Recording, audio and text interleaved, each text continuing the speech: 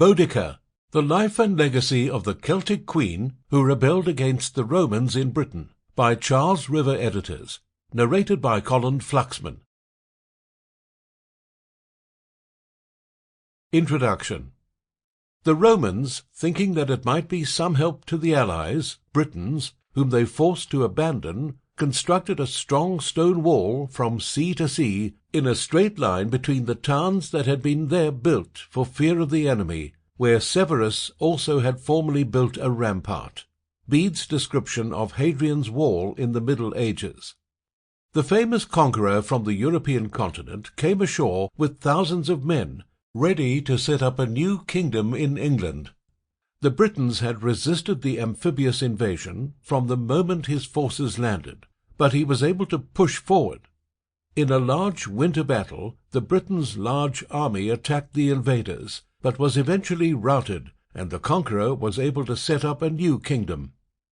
Over 1,100 years before William the Conqueror became King of England, after the Battle of Hastings, Julius Caesar came, saw, and conquered part of Britannia, setting up a Roman province with the puppet king in 54 BC. In the new province, the Romans eventually constructed a military outpost overlooking a bridge across the River Thames. The new outpost was named Londinium, and it covered just over 24 acres. For most of the past 1,000 years, London has been the most dominant city in the world, ruling over so much land that it was said the sun never set on the British Empire. With the possible exception of Rome, no city has ever been more important or influential than London in human history. Thus, it was only fitting that it was the Romans who established London as a prominent city. Londinium was initially little more than a small military outpost near the northern boundary of the Roman province of Britannia, but its access to the River Thames and the North Sea made it a valuable location for a port. During the middle of the 1st century, the Romans conducted another invasion of the British Isles, after which Londinium began to grow rapidly.